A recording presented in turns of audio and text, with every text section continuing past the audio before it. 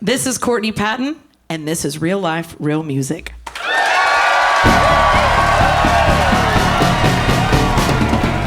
Real Life, Real Music Radio with your host, Kyle Hutton.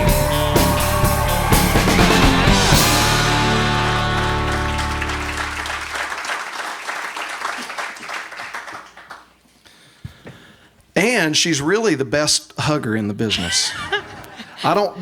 Look, don't everybody come up and try to get a hug because that would be creepy after the show. But she does give great hugs. I don't even ask permission, and I should probably now. But how are you doing? I'm awesome. Let me scoot back just a touch. Tune this guy. It's been sitting in the car, So yeah, maybe. do that. Okay, so first, while you're tuning, I'm just going to say thank you because I know this week you're about to head out on a kind of a middle America run. Yeah, right? a little Midwest. Yeah, I'm going to corn country. No, I'm Kansas, Missouri, Nebraska, and back home Sunday. So this is. Well, you had 2 days off. That once you said yes to coming and doing this, you now have half a day off. So Thank you for being willing to take time out of your personal time and come play some music for us. You and I were talking upstairs, and you were saying you thought maybe the last time you played here in town was at a venue that, huge historical significance here in town, the Grand Stafford Theater over at the Stafford. It was. Used to be the Stafford Opera House. I think it was Jamie Lynn Wilson and I played that together as a co-bill. Yeah. But it's no longer, is it? Or is it? The building and the legacy still exists. Right, but no more. The next iteration is in process. Okay. Yeah, so we'll kind of wait. So it's a wait and see. We're going to see what happens with the Grand Stafford. But a building with that much history and the amazing songwriters. Stevie Ray Vaughan played there. Right. My first shows, like real legit shows, were opening for Robert Earl Keen at the Stafford at the time, the Stafford Opera House. So anyway, Courtney has not played here since then, and I said, welcome to grown-up Bryan, Texas music. It is. I'm so excited. At Herschel's in the Stella Hotel. Yeah, it's very nice. I've been having the best afternoon, so thank you for having me, everyone. Now, I'm not saying that all the people in here act like grown-ups all the time, because you'll get to know them. I know a couple of them, and I agree. That's not true. Okay, I'm going to lead you all over the place. You know I love to talk, but why don't you just play us a song? Kick us off with whatever you see fit. All right. Well, it's appropriate, probably for the times, like you said.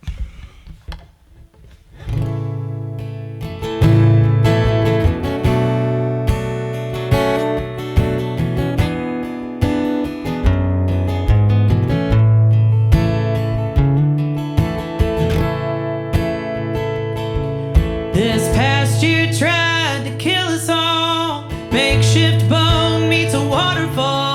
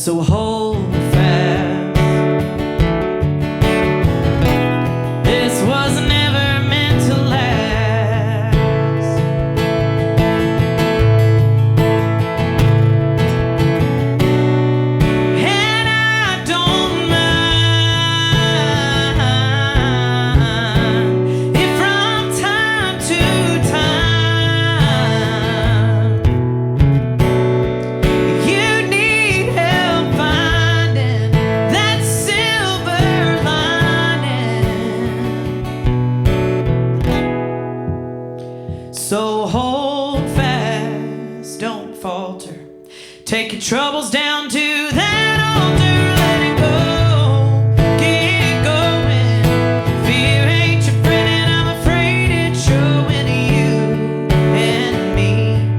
We've got more love than we could ever need, let's share it, baby. So hold fast. This was never meant to last. This was never meant to last.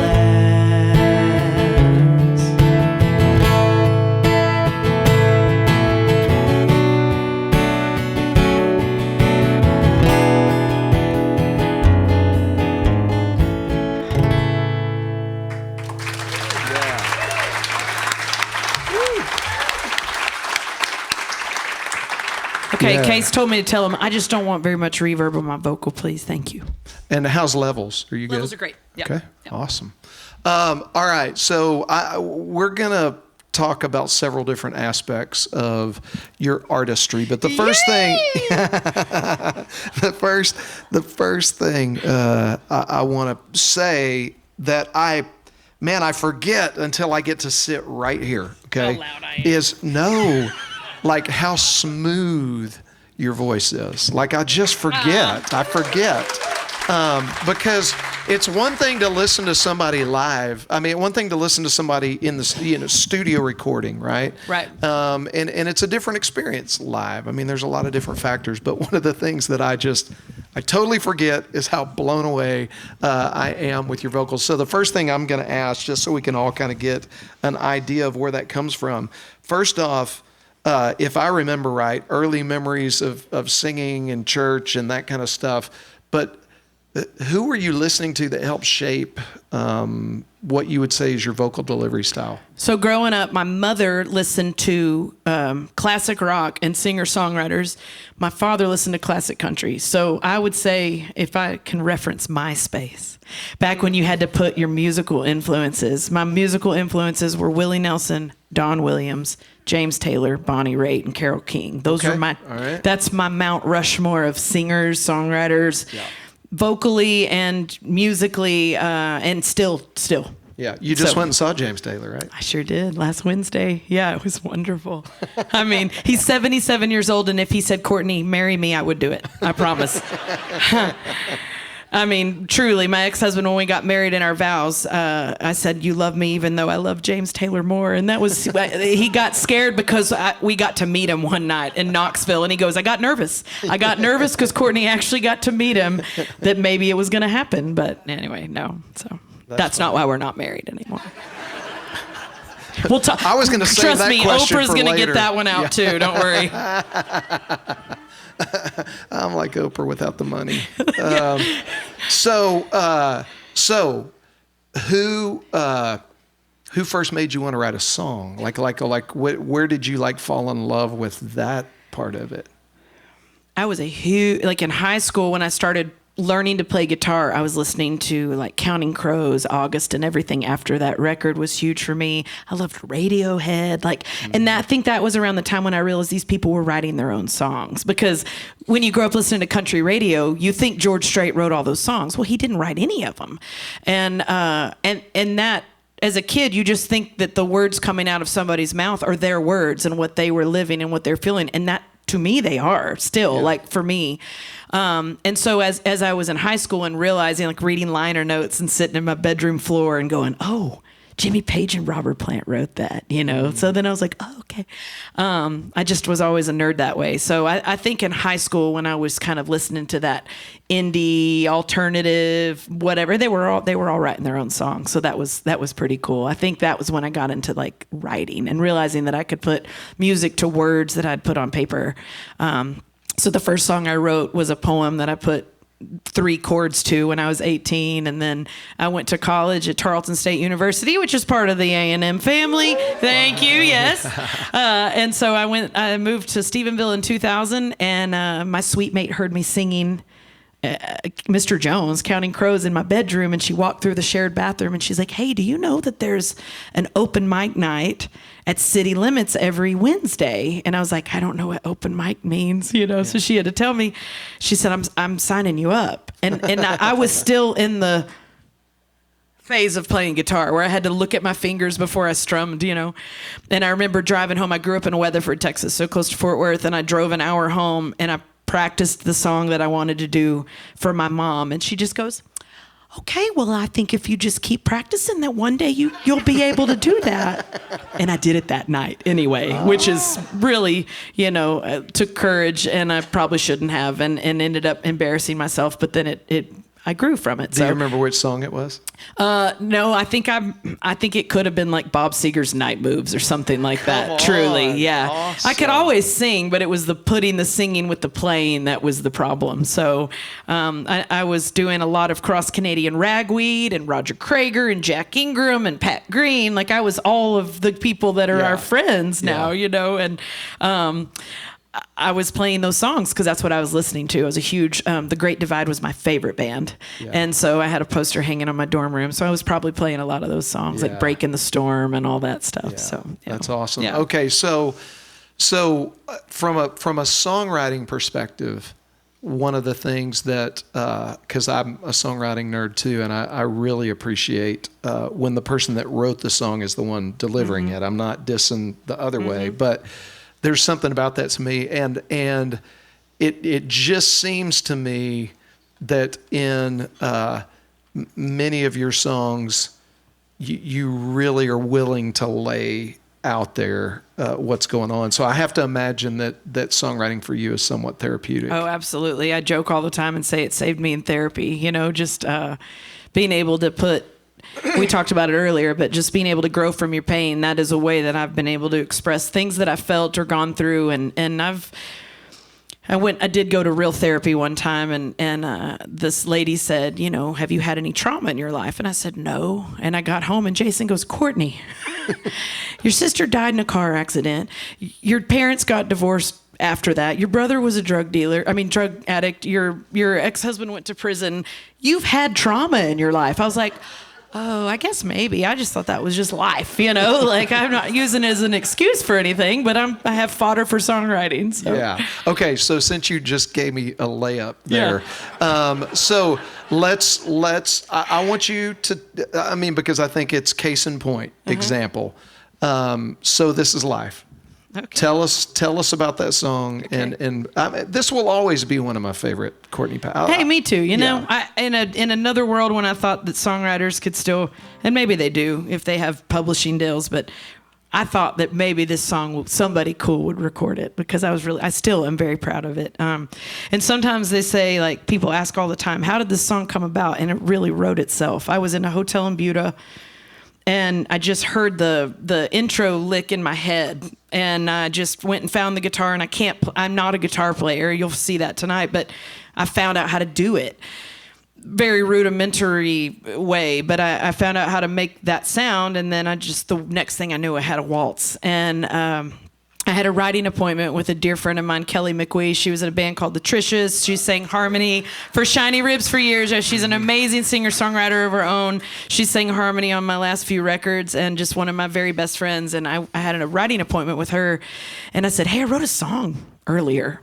And I played it for her. She started crying, and she goes, well, we're not writing today. You got your song. And so I went and sang it that night at Cheatham Street. And Kent goes, oh, that's just a real good baby song, and I can't wait to hear it when it's all grown up. So I'm proud of it. But it's about... It's supposed to kind of capture the beginning from a marriage, from the beginning to the end of a marriage, and it just so happens to be my parents' story. So yeah, you want me to play it? Yeah, please. If I can, ladylike, see my pedal and step on it.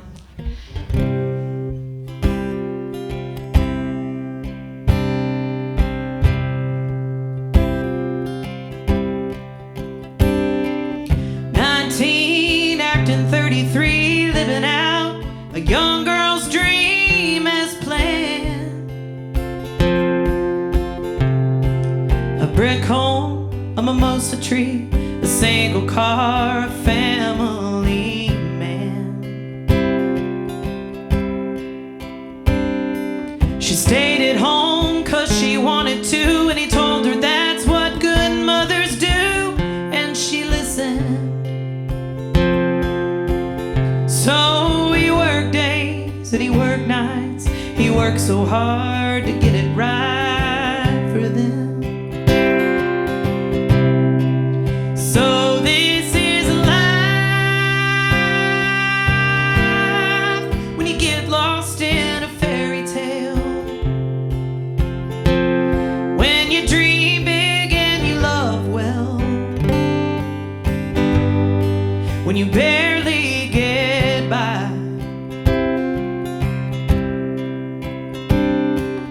35, mother of 3 kids at school, daytime TV, and it's too quiet. While the laundry dries, she reads a book. When the kids get home, she'll start to cook while they fight. He works overtime and he talks all day. When he gets home, he don't have nothing to say, and she's dying. They need different things. It's evident that all they share is what they spend on trying.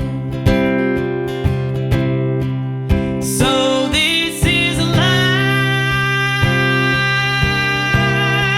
when you give up who you want to be, and when you get good and make believe, when you're living a lie. Now she's 49, feeling 70, and hanging on to a memory with both hands. They lost a child 10 years ago. One's strung out, one doesn't know who she is. He took a lover just last year. He broke a bond and lives in fear. The man he knew he'd become. So he worked long days and stayed out nights, trying to find the right way to run. And so this is a life when you throw out the game plan, when you can't seem to understand,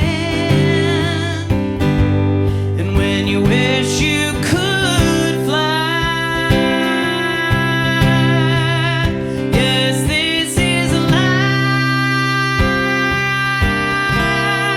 when losing is winning, and when you see a new beginning in the form of goodbye.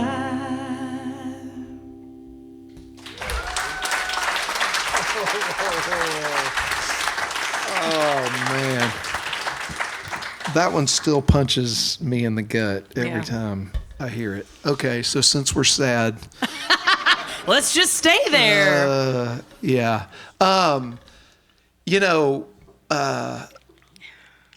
we were talking at dinner and you mentioned it. We talked about how things in life that we face that are painful give us an opportunity, right? Sure. They give us an opportunity to choose, like how we're going to respond to it. And one of the things, you know, over the years that I've watched you do is pay tribute to your sister and just to those memories. And it shows up in your songs and it shows up on your feed when it's the anniversary. Right. And, you know, tell us a little bit about her. She was a big part of your life. Yeah, so I'm the oldest of 3. My sister and I were 16 months apart, and she passed away in a car accident when I was starting my junior year in college. So it would have been her freshman year. So my kids are the same age difference as my sister and I were. And of course, they're best friends, you know, and watching them grow up and live life together. And now they're both older than she was. When she passed. And so she was buried on her 19th birthday. Actually, my daughter's birthday is a day apart from her. She was born October 2nd. She was buried on her 19th birthday. My daughter will be 19 on October 3rd. So it's been a strange thing to navigate. I'm a very, very, very, very, very emotional person. Always have been. And that's been the hardest thing for me. Just to grow up and watch my kids and just see parts of her, especially in my daughter, because she's a little bit of a boundary pusher like my sister was. I was the rule follower like my son, and she was a little bit more of a toot, you know. But still a good kid. And so I see that. And then you have the fears that you have of something happening to your own children because you lived through it with your sibling, and then just watching my parents grieve and what it did to them as humans and in their marriage, and it's just, and my brother, you know, it's just really, grief is really, really hard, and there are ways everybody handles it differently. And so I would like to think that I probably I know that I handled it better than anybody in my family, and I don't know if that's saying much. So I just wrote songs about it, and it took me a while to do that. I think the first song I wrote was 14 years after she passed, and next week will be 23 years since she's been gone. So wow. She's been gone longer than she was here, which is strange. And but the older I get, you know, we were talking about this too, I see things differently than I did when I was younger, and I just choose to see her everywhere. You know, I watch the storms, and I watch spring and fall, and the seasons change, and I just try to see her in that, and just remember her, and just look for little signs like lightning flashing in the background when I'm playing a song or something. And I have people come up to me all the time, and they share their stories of their own grief, and that helps me stay connected to her too. And I tell people, they're like, how do you get through that? I said, well, I grieved it when I sang it, when I wrote it, and now it's yours. I share it with you so that you can keep your loved one alive. And so it becomes this thing where them sharing about their loved one helps me keep my sister alive too. So it's just been this really beautiful exchange of like grief, but in a way, like they're still here in everything I do. So, it's a hard season. Yeah. Well, and thank you for being willing to share that, because I think the older I get, the things that we have to work through, it pretty much all comes down to grief. We're either grieving something that happened, we're grieving something that didn't happen. We're grieving something that we're afraid could happen. And so I think that's why I love sad songs. You know what I mean? They make me feel less alone. Yeah, me too. And so you make me feel a lot less alone because you got a lot of sad songs. But I'm so happy. And that's what I tell people. Like, the joy is between the songs, okay? I'll make you laugh. Right. I'll tell a dirty joke, whatever. I jump in a pool with my clothes on. Yeah, I'll tell that story later. Would you play? Sure. Yeah. So this is the title track to my last record that I put out in January, and I wrote this in Joshua Tree. I took my guitar into the desert at sunset, and I started this song for her, and I will bring a little bit of humor into it. In the studio, there's a trumpet solo at the beginning, and it's just so beautiful. So I will sing the trumpet solo with my mouth to make everybody perfect. Laugh. Yeah. My face will be contorted, and it will not be cute, and you'll probably see all of my chins, but you'll laugh before you cry.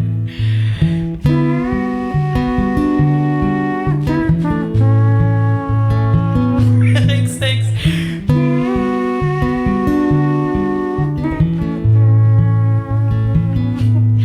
When the sun goes down, when my soul wakes up, drinking warm red wine out of a coffee cup, I watch the needles glow on the Joshua tree as the seed pods blow across the Mojave. When the sun goes down, feet firmly on the ground, I carry you with me.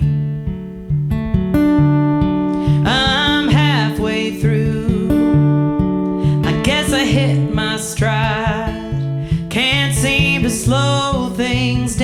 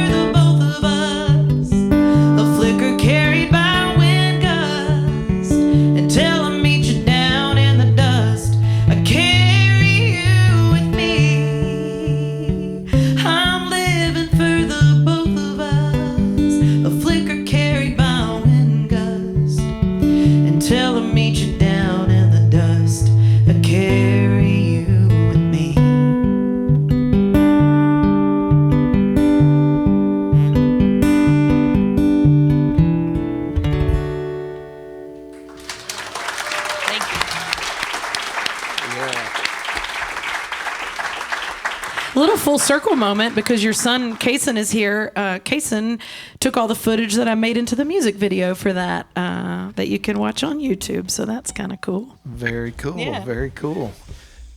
Must be come from a very talented family. He really does. It's a long line, yeah. That's him right back there. Hi, Kason. How you doing? All right. So that is the title track to the newest record, "Carry You With Me," released in January of 2025. You know, like I was telling Courtney earlier that her voice reminds me of like waking up on Sunday morning to the smell of bacon and Dad making waffles and Anne Murray playing in the background, or Captain and Tennille, or you know what I'm saying? Like she's got this. Sorry, I don't have a pantsuit on, guys. I know, we need to get you the sailor cap and all that good stuff. I love that you have, because you really do have a very like traditional, strong country voice, right? But that's not, like you've already mentioned some of your influences. That's not all your musical taste, you know. And so I love that on the new record, you really stretched it, like from a musician standpoint. I mean, you've got horn sections. You've got some different grooves in there that haven't shown up in some of your past records. Right. And I don't know how many of these I can ask about off this record, but I'm going to tell you one of my favorites, whether you play it acoustic or not, just because you can't listen to it melodically and not just start dancing around in your car, and that's Now or Never. Okay. Tell me about that one. Okay. So I wrote that with Jason Eady, and he put it out on a record back, 2018, I think.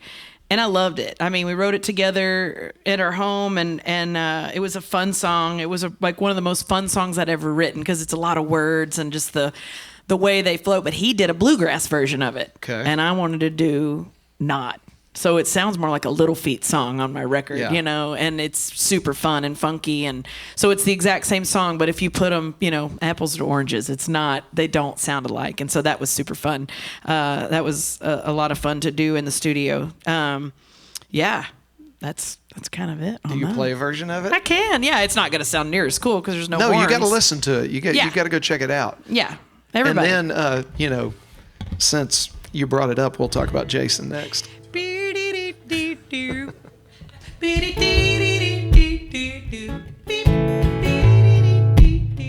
you gotta get in the groove, all right. Well, it's a race against time, I'm feeling it now. Gotta get across the finish line somehow. I've been scraping and crawling, digging in my heels.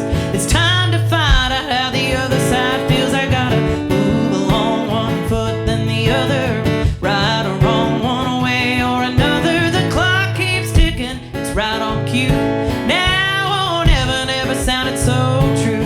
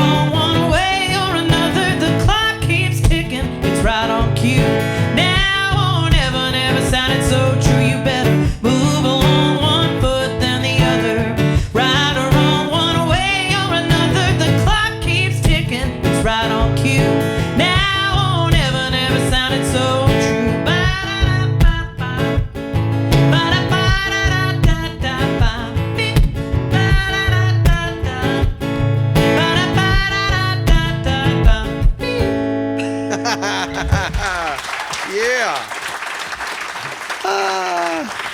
Are You y'all can't not sing the horns, you know? Are y'all doing okay out there so far? Y'all good? Okay. So, okay, Courtney, like, man, I don't envy this, but here's what happens. People fall in love with your music. They fall in love with you. They become fans because you're good at what you do and you touch people. Jason Eady, same way. How many of you were here for the Jason Eady show? Got some people. Okay. Good. Man, look, great music. I mean, I knew Jason separate from Courtney and loved both of them, and I loved you guys together. Yeah. And unfortunately, you're then in this environment with all these people that love you. Yeah. Probably going, what happened? Oh, right? Yeah. I mean, and so what happened?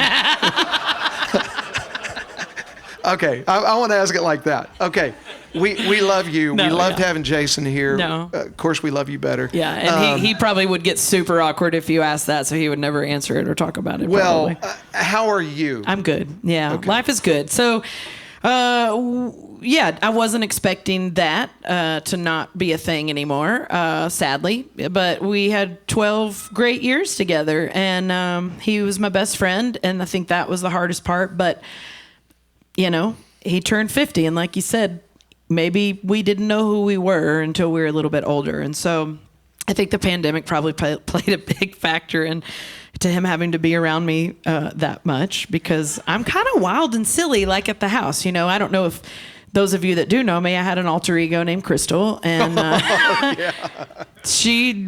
I just put a wig on and made up a character because I was bored. And so that's who I am as a person. And he was just like, oh, yeah. And I was like, hey, man, you don't have to be around. Our whole foundation of our relationship was based on distance and the fact that we did this for a living. And so then we were forced to be together every day for a year and a half. And that's a lot of him having to see who I really was, I think. And I don't think it's that. It's just life is life, you know, and people just grow apart. And I think we just grew apart. And it was a painful part of my life, and his too, and really, really, really, really hard for both of us. We're still very close friends and love each other very much and always will.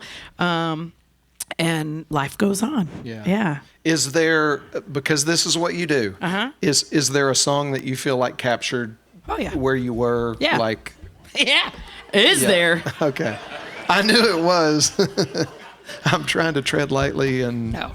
So I mean, it's not funny, but I got my first Rolling Stone article off this record, which was really cool for me because I don't have a publicist, I don't have a manager. It's just me, and I have a booking agent, and I do everything by myself. And so to get something like that, you normally have to pay money to have somebody go out and hunt these things for you and like talk to the right person to get your music in front of them so that they give you a chance and review your album. And I didn't have to do that, which was really cool. But maybe a not appropriate headline made it more about that than it was. You know, this record was way more than that. There were a few songs that were probably sensitive to that subject, but it was not a divorce album by any stretch of the imagination. You know, I mean, I wrote most of the songs when we were very married. So, but this song I wrote 2 days after he left, and I'm actually really proud of how I put my feelings into a song. I didn't realize I'd written it that close. I was in a song club, and we had a song due every Wednesday. This was one of those songs. And it's kind of my own version of So This Is Life, which was the song I sang earlier about my parents. But it's called Can't Remember How to Smile. And I just don't know that there's a more true way that I could describe, you know, what we went through. So...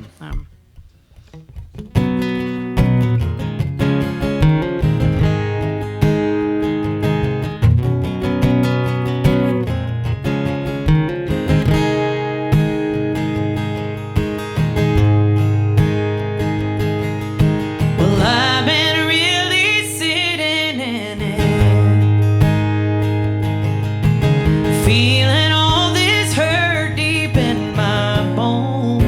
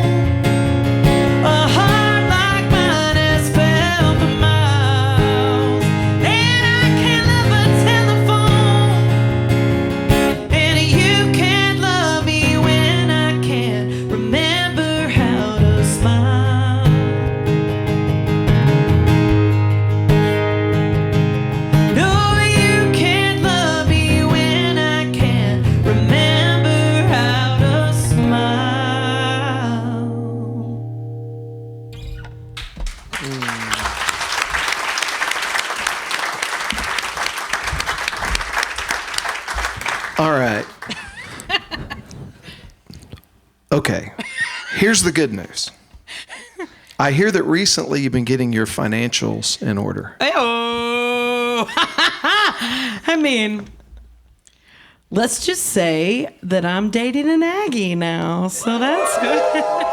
Yeah, I was very excited to pass Parsons Mounted Cavalry on the way in. He was in the Cav, and he was roommates with Jamie Lynn Wilson's brother in college. Michael, yeah, my very best friend. And she is not the one that set us up. We got set up by a completely unknowing party that just loved both of us and thought we needed to meet. And then Jamie's like, wait, what? And she said, all green flags for both of you. So that was, it's been pretty fun. I've had a good year. And he's a financial planner. Yeah, it's pretty nice. That's where that comes from. Yeah. My returns have looking pretty good. No, but really, he told me what to invest in, and I was like, hey, I'm up 151% on this one. This is great. He's like, I mean. Wow. He said it was He luck. must be following Nancy Pelosi's. No. Wow, I need to get on to that deal. I know a guy. Yeah. I know a guy. Okay, before I forget to do this, can you do we need a liner for the radio program. So liner. This is Courtney Patton, and this is Real Life, Real Music. And then y'all go nuts, okay? And I'll tell you when to stop. This is Courtney Patton, and this is Real Life, Real Music.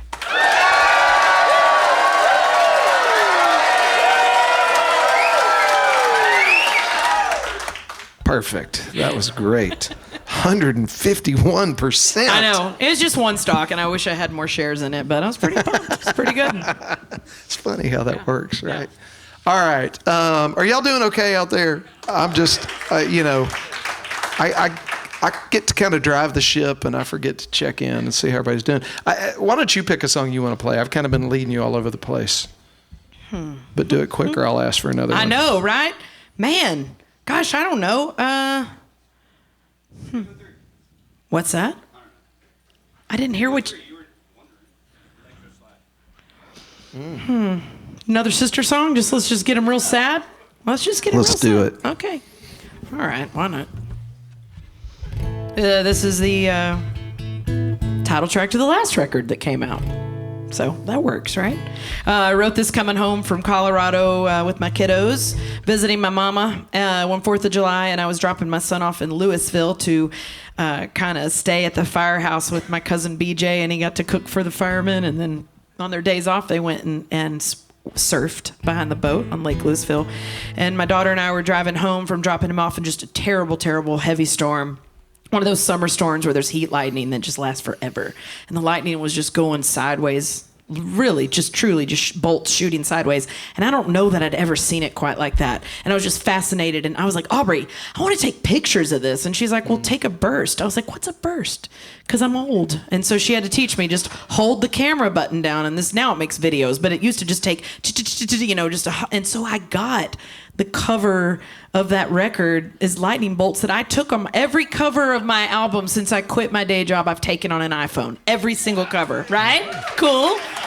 And so I took a picture of the lightning, and I did pay really good graphic artists to superimpose. I wanted to do like the Bob Seger covers where it's just this picture of his face on top of some backdrop, and Night Moves, all those things. It's just the Sieg and then a skyline behind him. And so I was like, I want my face on top of this lightning. So that's what we did. So anyway, I wrote this song for her. I started it that night on my porch, and I finished it in the Guadalupe River, also thinking about her. And I had listened to an audiobook on the road. It was like The Secret Life of Trees or The Hidden Life of Trees, and it's about the Black Forest in Germany, and just learned fascinating things about trees and how they can communicate with each other. And if there's a giraffe eating leaves, it'll put off a scent that may not save that one tree, but the other trees will start emitting the scent downwind to keep the giraffes from eating the leaves. And then how an aspen is one living organism. Every aspen in the world comes from the same thing under the ground. The root system is the largest root system in the world. It's just fascinating. And so it was just how trees can talk to each other and how there is a parent tree, and then when the parent dies, one of the siblings will grow and take over the parent's spot and become the one that shields. It's just unbelievable. It's a great, great, great book. But I was really just thinking about nature and her. So saw those lightning bolts, and one of them looked like a hand reaching out across the sky, and so I sat on the porch and wrote this song. It's called Electrostatic.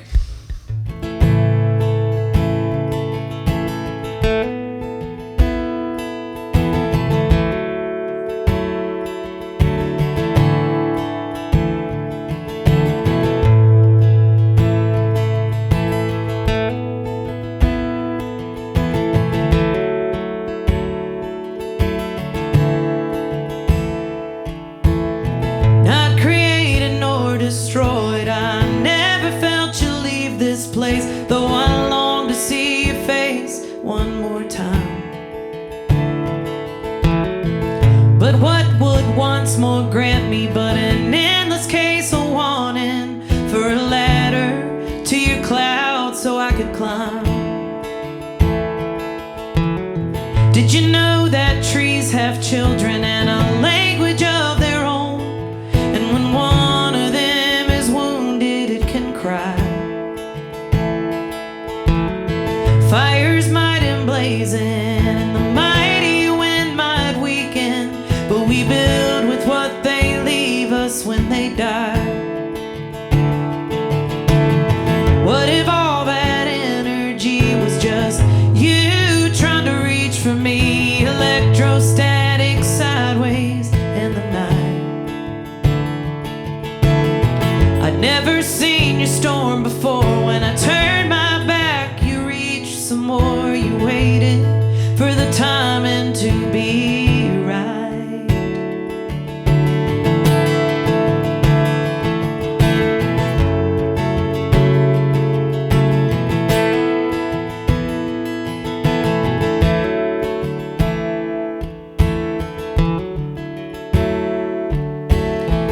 Wish I'd planted you with sunshine and the seeds of yellow flowers, so you could spend your hours growing slow. But my grief was just too damn deep. I walked for days and awakened sleep. We boxed you up and dropped you down below. What if all that energy was just you trying to reach for me, electrostatic sideways in the night? I begged for God to show me all his rage on display before me. There you were, and the darkness turned to light.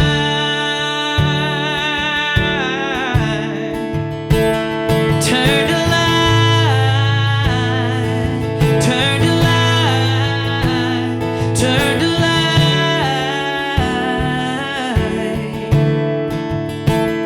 Turn to light, turn to light, turn to light.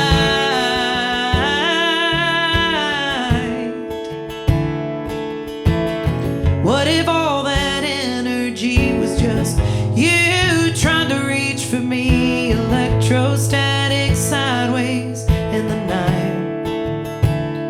in the night, in the night,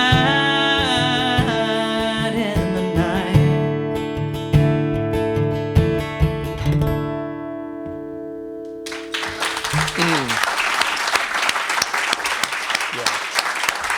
Love that. Love that.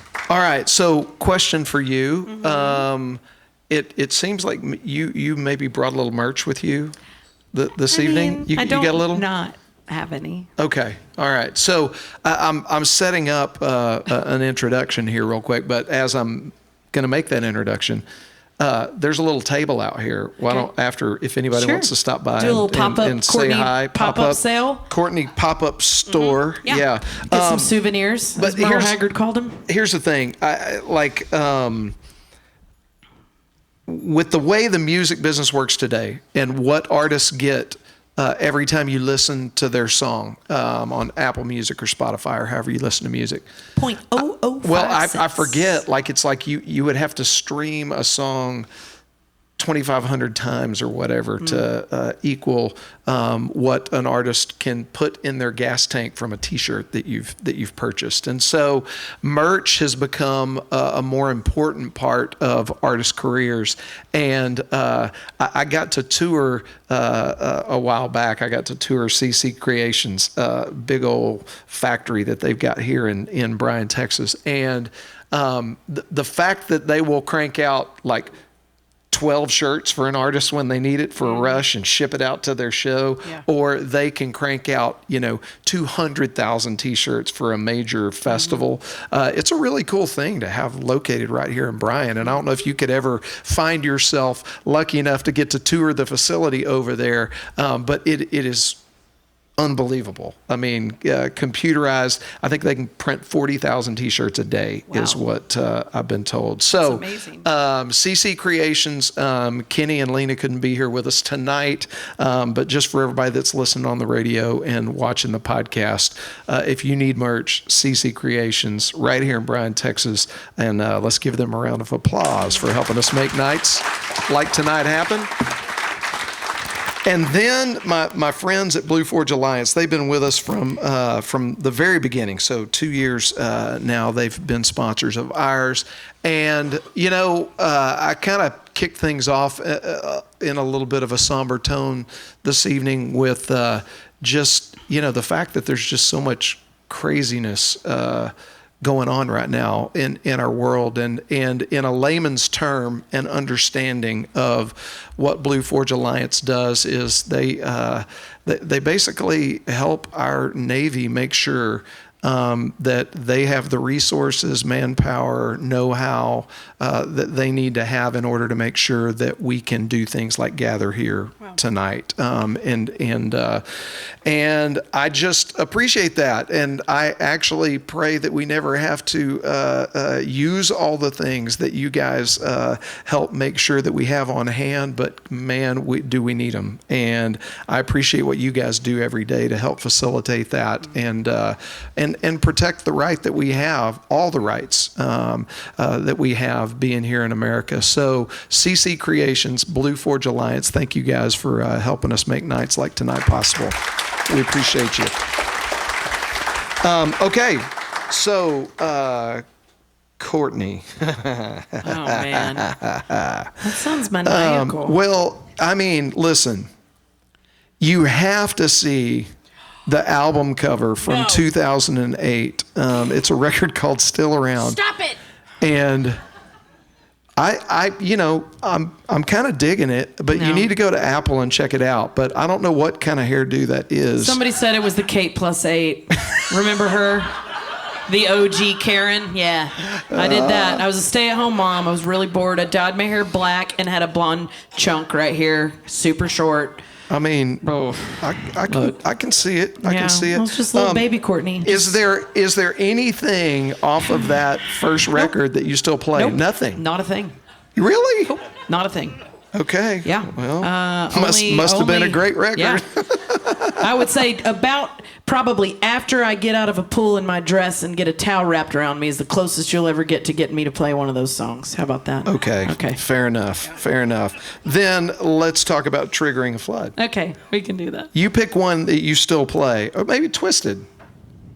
You want to play Twisted? Or no, what I didn't say. Yeah. That's my favorite one off that good. record. All right. But tell the story. Okay. I wrote this. I'm pretty sure I wrote this in the storage room of the Stephenville Chamber of Commerce on my lunch break. Truly.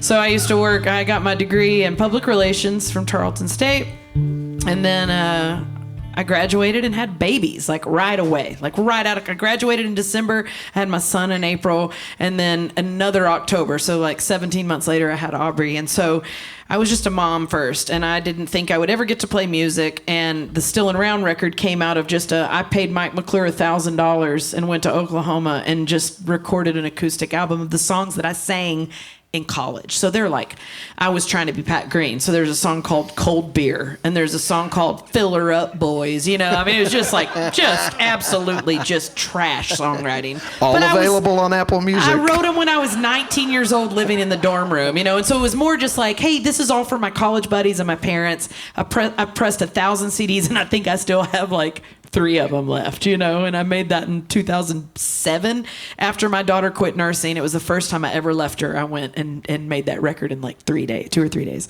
John Fulbright, who's an incredible singer-songwriter, he played piano on it when he was like 17 or 18. Wow. And I was like, how much do I owe you? He's like, buy me a bottle of Crown Royal. I was like, yep, I will do that. It's illegal, but I did it. And no, he was probably out of high school, but yeah, so it was interesting. It was interesting. So I don't know. I can't remember where I was going with that songwriting. So this is life. Yeah. So no, this is I'm life. sorry. No, what I didn't say. So anyway, I had a day job. My first job after getting my kids out of diapers and they started school, I worked for Nike Golf, and I loved it. And I did consumer testing on prototype golf clubs against competitors. And so I got to go out in the field and do that. I did a little, sports marketing. I got to be in a commercial with Tiger, which was really cool and never aired because he got in trouble with his wife and he got hit with a golf club in his car, and they pulled the commercial because I think having a cute blonde in a commercial with him at that time would not have been prudent, you know. So my commercial only aired within Nike for the staff to watch, and it was very cute, and I was very cute, but yeah, he was a very nice man. But it was a fun job, but it was an hour and a half from home. So I was commuting an hour and a half to work and an hour and a half back every single day. And it was too much. And so I got a job interview at the Chamber of Commerce and making the same amount of money, but just a mile down the road. And I got to walk my kids to school every day. So it was perfect. And I loved that job until I got poached by a chamber member, and then I quit that job to do this full time, and it's been almost 14 years now that I've been doing this for a living with no safety net, not just me and this. So that's kind of cool. Round of applause for me. Thank you, everybody. And some merch out front after the show. That's right. Yeah. But anyway, I did write this song when I was working at the Chamber of Commerce, and my boss was like, "You just came up with those words." I was like, "Yeah." What I say is it's fine that you'll never be mine, or what you hear me say is untrue. What I say is I don't mind being alone, when the truth is I'd rather be with you. What I say is this will work with these sweet little perks, when all I really do is wonder how it will. What I say to your face will never replace the way I really feel. What I didn't say is how I need you. What I didn't say is you're on my mind. What I didn't say I don't have to, because it's pouring from this bleeding heart of mine.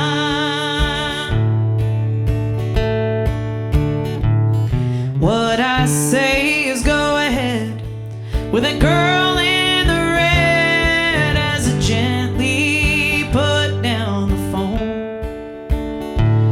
What I say is I don't care that she'll be waiting over there for you to take her home. What I say is what you want, 'cause I'm afraid to be blunt, or you might just pick up and leave. What I say to your face will never replace the way I really feel. What I didn't say is how I need you. What I didn't say is you're on my mind.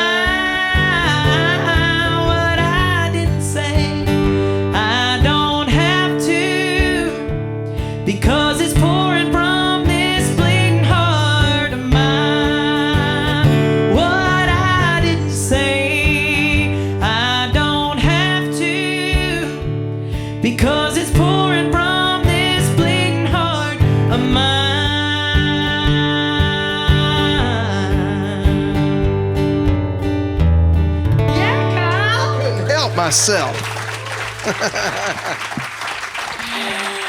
I got so excited. Did I sing the second verse? Did I do it all? I think you did. Oh gosh, I got sweaty. I think you did. I love harmony. I was like, Woo, I never get Kyle to sing with me. Oh man. Okay, so we've got another really good female country singer in the house tonight, Miss Molly McDonald. Molly, wave over here. Hi, Molly. Is going to be on the show with her partner in crime, Randy, on, let's see, I don't remember the date. What's the date? Should be right in front of you. Let me borrow your little deal there, Mr. Mayor. October 6th. All right. October, yeah, hold on. Let me see it in the light. October 6th, yes. We've got Molly and Randy. It's going to be a great show. And Molly is also, I want to show you on the back of the deal here, we have an amazing music festival coming up in October 24th and 25th. How many of you have your VIP wristbands already purchased for that show? Yeah.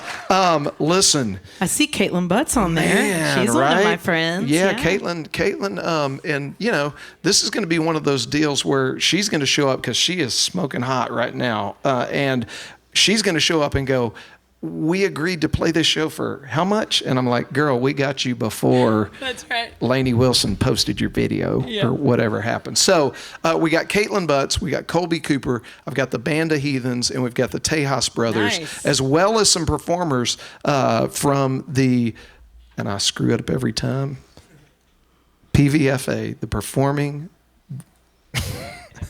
yes, the College of Performing and Visual Art, yes, that, okay? It just doesn't, I can't ever get it right. We've got the A&M people playing. And then we've got all the people I just mentioned on the main stage. It's free. Then we're having a VIP experience that happens Friday night and goes on through Saturday that includes artists like Roger Krager, Corey Morrow, Dub Miller, Juliana Rankin, Max and Heather Stalling. And those are all the Aggies on the bill, okay? Yes. Then we've got a bunch of other folks. Has anybody in here watched the show Black Rabbit yet on Netflix? Okay. Does anybody remember the kid that we had play here that sounds like, I don't know, Bob Dylan incarnate, Eli Coleman? He's coming back and going to play the festival. So we've got an amazing lineup of shows that are going to be happening between the Palace Theater, the Stafford, Hush and Whisper, and the downstairs at the Boiler Room in the LaSalle. Nice. And so make sure and get the wristbands. You can come out for the free show. They're going to be amazing. But you're going to want to come hang out and see what we've got cooking in those venues. So be sure and grab your tickets. I think the website is on here. If it's not, we'll make sure you get it. I'll send out an email with a link where you can get the tickets. Okay, October 24th and 25th. Now, long story, back around, it's going to benefit the Real Life Real Music Foundation, which you have participated in one of our events. And that one event is the reason that Courtney will not be participating in this event.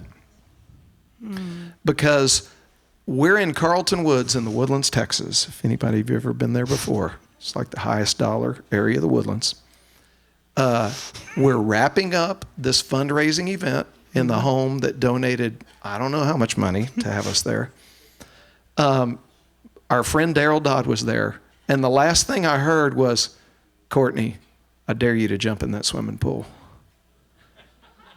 And it was probably close to 2 a.m. I mean, it was late. Courtney took off running and in my dress, clothes on, jumped in the swimming pool. Yeah. And it was a night. Yeah. Okay? It was definitely I'm just kidding. Courtney's the life of every party. And so I didn't do it. And I did my obligation to the foundation. I did very sober and very well. And then at the after party, she celebrated. She did so well. She celebrated and jumped in the swimming pool. Yeah. No, that's how Courtney is. She's the life of the party. So if y'all want to hang out at the bar after with Courtney, so we're all gonna go streaking to the. Hey, there's a swimming pool right back Let's there. Let's go, everybody! Courtney. See you at the pool. Yeah. No. So Courtney has worked with our foundation, including some of the workshops we've done with young students to help them write songs. Absolutely, and some learn. of the most fulfilling times that I've ever had. Right? Yeah. I mean, me too, as a songwriter. And I'm kind of setting you up, but I can't remember if you ever recorded it. You and Bree wrote a song. Did you cut that song? Not yet.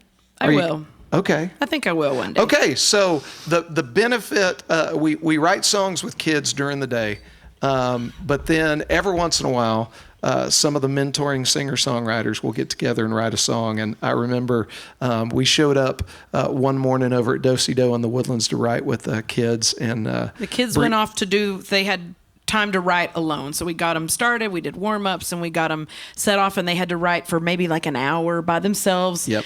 And then we had to go around and help. But in that little window, Bree goes, I have this song. And she and I had never really met or hung out before you, and we stayed at your house that week, and so it was a lot of fun, and we bonded and became friends. And she had this idea for a song, and she goes, I know you're married, but did you ever date somebody that was so nice that you just wish they'd do something bad so you could break up with them? And I said no, because I had been married for so long, And but I said, but I can help you write it. So we wrote a song. it was great. Y'all came back and played it for us. We're like, that's awesome. I got a comment last week, and a guy goes, I'll be praying for you. I can tell you really lived this song. It shows. I said, buddy, this song is not about me in any way, shape, or form, but I appreciate you listening. He's like, oh, I'm sorry. I'm like, yeah, that's what the internet's so full of everybody. You're sorry. Buy a T-shirt. Ugh. That's so, dude, somebody wants me to get in the pool later on. All right, this is a song I wrote with Bree Bagwell, and she did have a #1 hit in Texas with this song, so that's kind of cool, but this is not about me.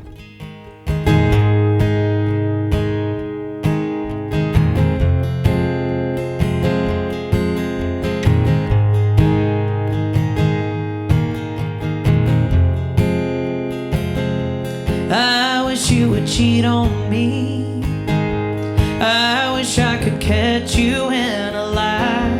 I wish you would call me up, let me down, and listen to me cry. I wish you would break my heart. I wish you would look me in the eye. Tell me there's another woman and just tell me goodbye. Then I could say if I never saw you again, it would be too soon. Then I could make you feel real bad, 'cause my mama thought you hung the moon. Then I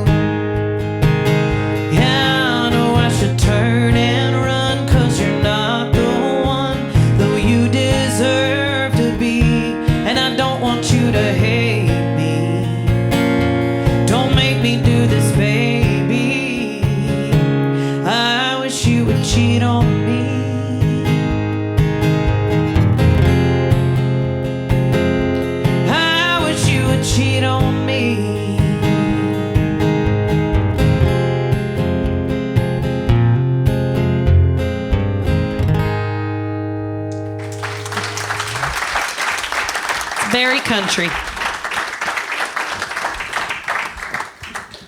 Based on some of the emails we got from some of the, parents of the 10-year-old little girls in that camp, we probably shouldn't have let y'all play that.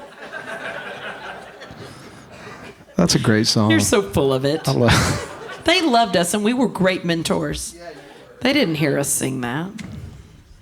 Y'all didn't drink till 2 in the afternoon. That's right. No, I don't think I even drank. Maybe a couple glasses of wine at dinner at your house. That's true. Maybe. Yeah, maybe. Y'all still doing okay out there? Okay.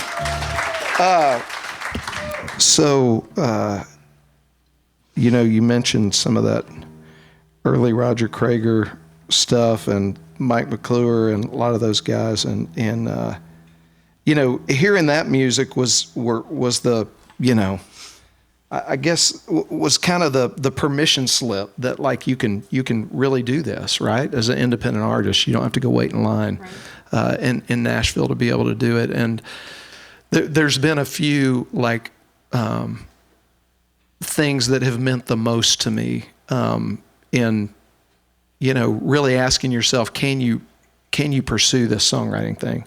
And those first cuts, were really cool. But I think, for me, the thing where I personally went, okay, man, I'm a songwriter, was the first time I wrote with Walt, and then he turned around and put the song on his record. You know what I mean? Because I just revere Walt so much as a student of the craft, and just kind of the everything to me that it means to be a songwriter, kind of the gypsy soul and that kind of stuff. And he and I wrote this song together, and he recorded it. So I'll just kind of feel like playing it tonight. You have a pick I can borrow? Absolutely. Perfect. It's got my name on it and everything. I know, it's pretty Dude, cool. This is a Courtney Patton pick. You might not get this one back. So yeah, Walt and I wrote this legit in the Rudy's barbecue parking lot. Yeah, when he said, let's grab lunch and write a song, he meant it.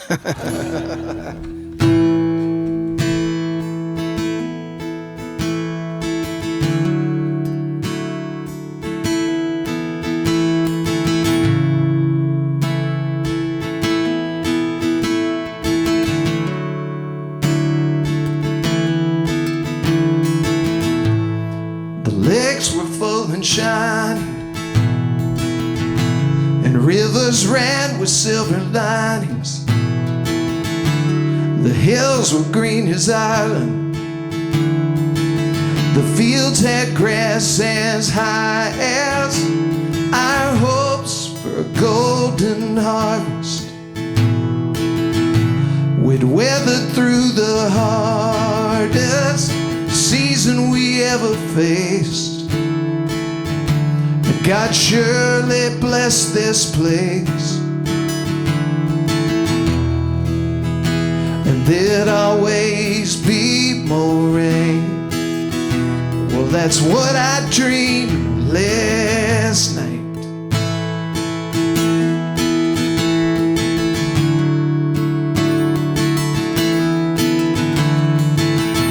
And no children ever went missing, and mamas always listen, yeah, and daddies always stay.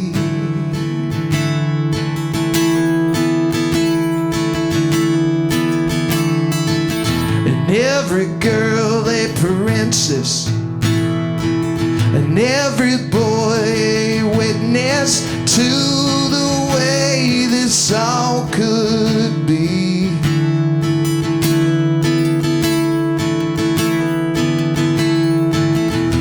There was never another childhood stripped away.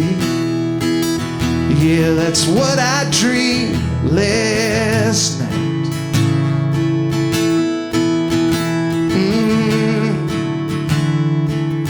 What I dreamed last night.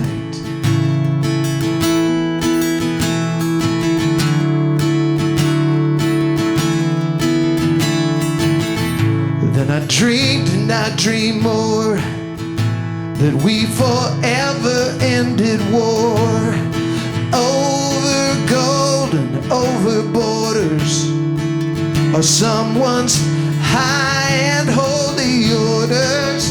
And while the generals rattled their blades, we all gathered in the shade, 'cause every soldier made it home today. Yeah, every single soldier made it home today. That's what I dreamed last night. Yeah, what I dreamed last night.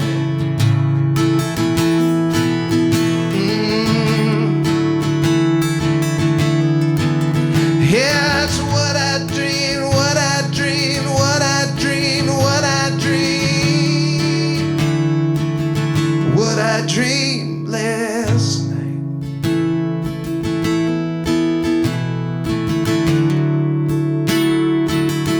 What I dreamed last.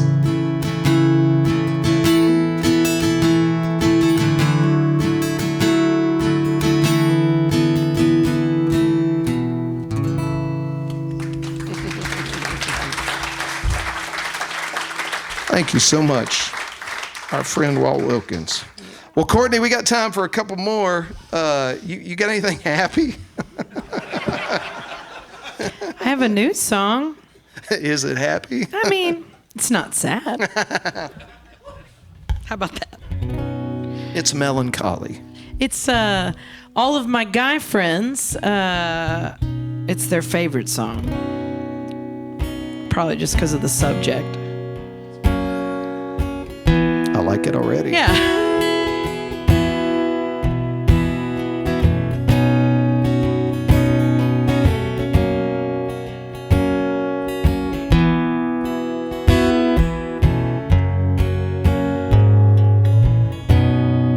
I've been feeling really lonely, looking to you for the slightest of signs. I don't need to be your only, but given the chance I could change your mind. And I love the attention, so I thought I might mention I wanna be fire that burns so wild you come running to tend to it. Fire you can't look away, and with one gust of wind it could ravage all you've known with a passion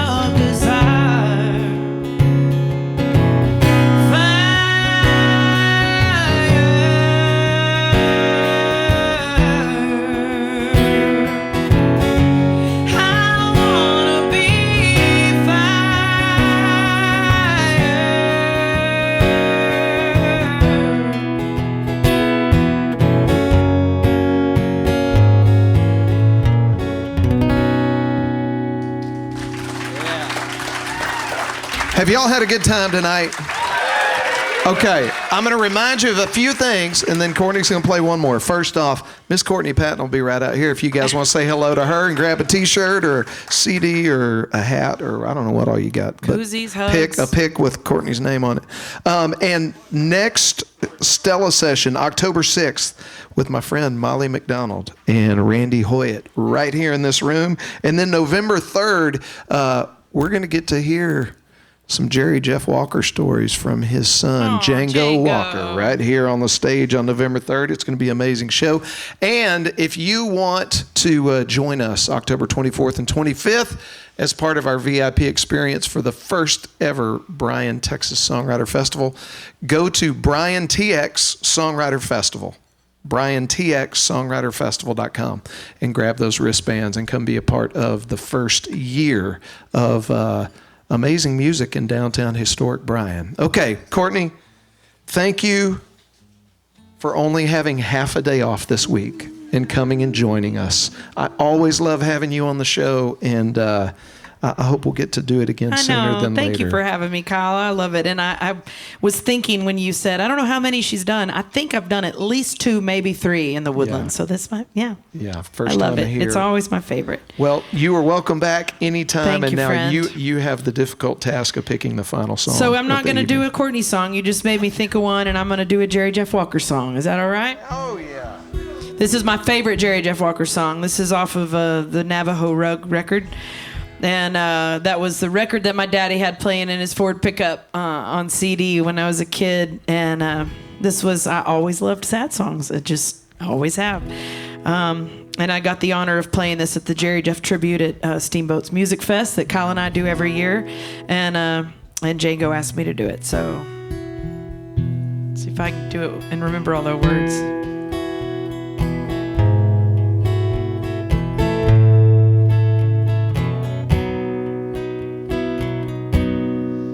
Well, I'd already turned the lights out,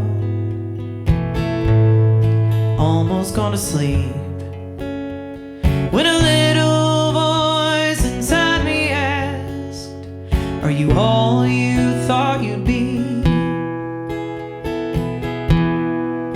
This late night singing's just like dreaming, more like just talking to yourself. I don't find many answers, but the music seems to help. And it's just a blue mood I'm in, comes every now and then. It's the kind that softly knocks you down to your knees.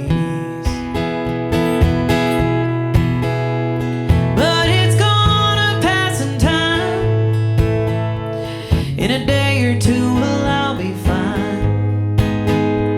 Just tonight, those blues got the last old laugh on me.